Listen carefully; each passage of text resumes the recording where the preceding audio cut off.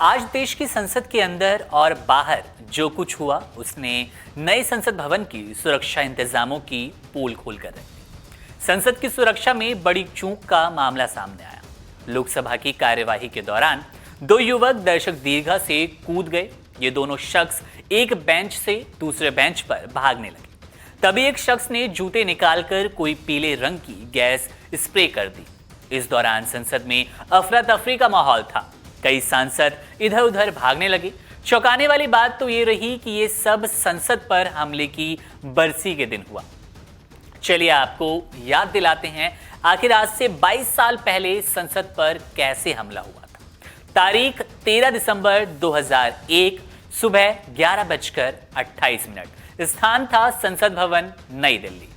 संसद के शीतकालीन सत्र की सरगर्मियां तेज थी। विपक्ष के जबरदस्त हंगामे के बाद दोनों सदनों की कार्यवाही 40 मिनट के लिए स्थगित की जा चुकी थी।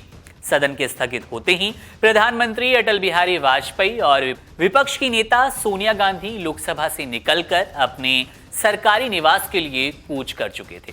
बहुत से सांसद वहां से जा चुके थे, पर गृह मंत्री लालकृष्ण आडवाणी अपने कई साथी मंत्रियों के साथ लगभग 200 सांसदों के साथ अब भी लोकसभा में ही मौजूद थे। हमेशा की तरह लोकसभा परिसर के अंदर मीडिया का पूरा जमावड़ा था। तब तक बहुत से सांसद और मंत्री भी सदन के बाहर धूप में टहल रहे थे। सुबह 11:29। स्थान संसद भवन, गेट नंबर 11। उपराष्ट्रपति कृष्णकांत शर्मा के काफिले में तैनात सुरक्षाकर्मी उनके बाहर आने का इंतजार कर रहे थे और ठीक उसी पल एक सफेद एम्बेसडर कार तेजी से उपराष्ट्रपति के काफिले की तरफ बढ़ती है। संसद भवन के अंदर आने वाली गाड़ियों की रफ्तार से बहुत ज्यादा। इससे पहले कि कोई कुछ समझ पाता, तभी उस कार के पीछे लोकसभा के सुरक्षा कर्मचारी जगदीश यादव भागते नजर आए। वो लगातार कार को रुकने का इशारा कर रहे थे। जगदीश यादव को यूं भागता देख उपराष्ट्रपति के सुरक्षाकर्मी एसआई जीतराम, एसआई नानक चंद और एसआई श्याम सिंह भी एम्बेसडर कार को रोकने की कोशिश में उसकी तरफ भागे। सुरक्षा कर्मियों को अपनी ओर आता देख एम्बेसडर कार का ड्राइवर अपनी गाड़ी को गेट नंबर 1 की तरफ मोड़ देता है। गेट नंबर 1 नजदीक ही उपराष्ट्रपति की कार खड़ी थी। तेज रफ्तार और मोड़ की वजह से कार का ड्राइवर नियंत्रण खो देता है और गाड़ी सीधे उपराष्ट्रपति की कार से जाकर टकराती है। हर तरफ हड़कंप मच जाता है। सुरक्षाकर्मी अलर्ट हो जाते हैं। सुबह समय 11:30। स्थान संसद भवन, गेट नंबर 11।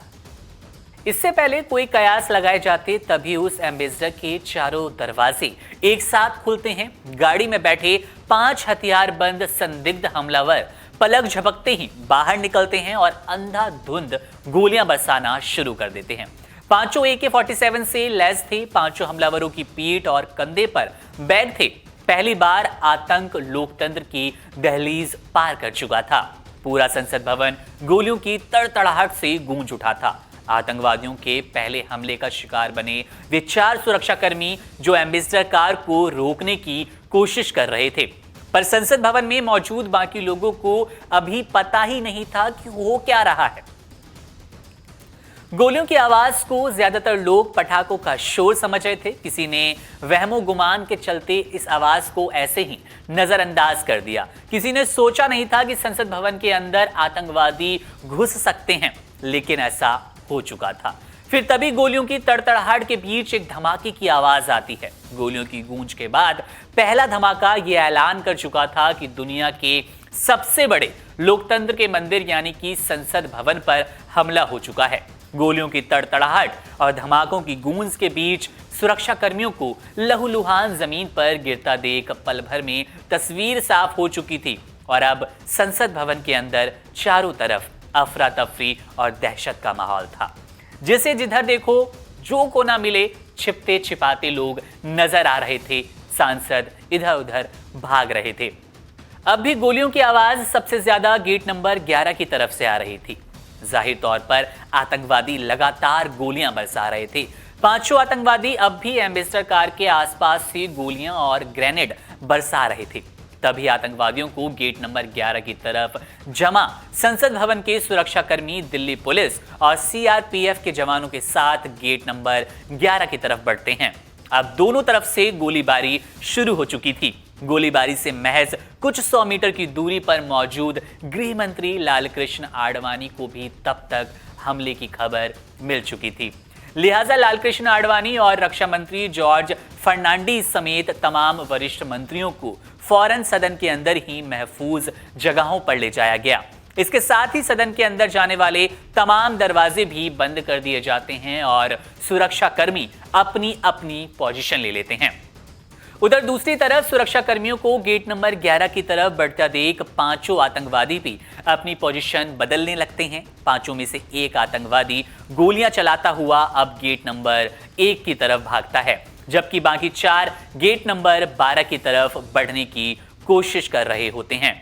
आतंकवादियों की कोशिश किसी तरह सदन के दरवाजे तक पहुंचने की थी ताकि वो सदन के अंदर घुस सके, मगर सुरक्षा कर्मियों ने पहले ही तमाम दरवाजों के इर्द गिर्द अपनी पोजीशन ले ली थी।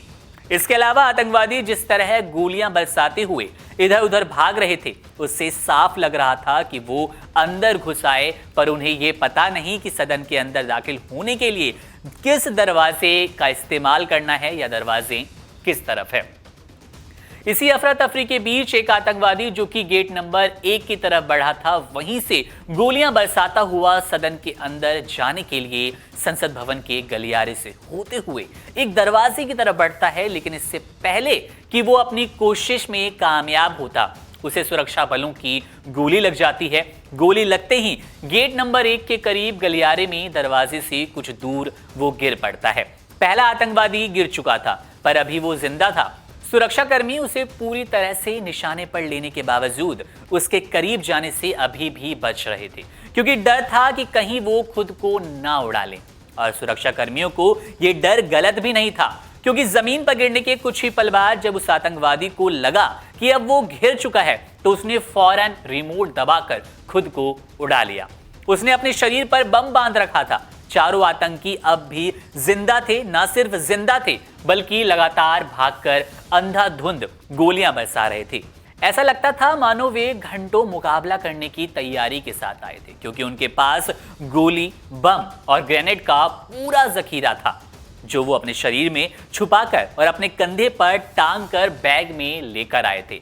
अब तक एनएसजी कमांडो और सेना को हमले की खबर दी जा चुकी थी। आतंकवादियों से निपटने में माहिर दिल्ली पुलिस की स्पेशल सेल ने टीम भी अपनी संसद में भेजी। संसद के लिए कूच कर दी गई, पर संसद भवन में लाइव ऑपरेशन अब भी जारी था। न्यूज चैनल के जरिए हमले की खबर अब देश विदेश तक फैल चुकी थी। इस बीच शायद बाकी बचे 4 आतंकवादियों को भी अपने एक साथी के जान गंवाने की खबर लग चुकी थी। शायद ये खबर उन्हें इस धमाके से मिली थी जो रिमोट के जरिए उस आतंकवादी ने खुद को उड़ाकर की थी। आतंकवादी ने खुद को उड़ाकर ऐलान कर दिया था, कहीं ना कहीं बता दिया था कि वे बहुत जल्दी हार नहीं मानने वाले।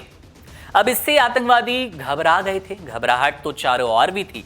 आतंकवादी इधर उधर भागते हुए छिपने का ठिकाना ढूंढने लगे। दूसरी तरफ सुरक्षाकर्मी अब चारों तरफ से आतंकवादियों को घेर चुके थे। गोलीबारी अब भी जारी थी और फिर इसी दौरान गेट नंबर 5 से एक और अच्छी खबर आई।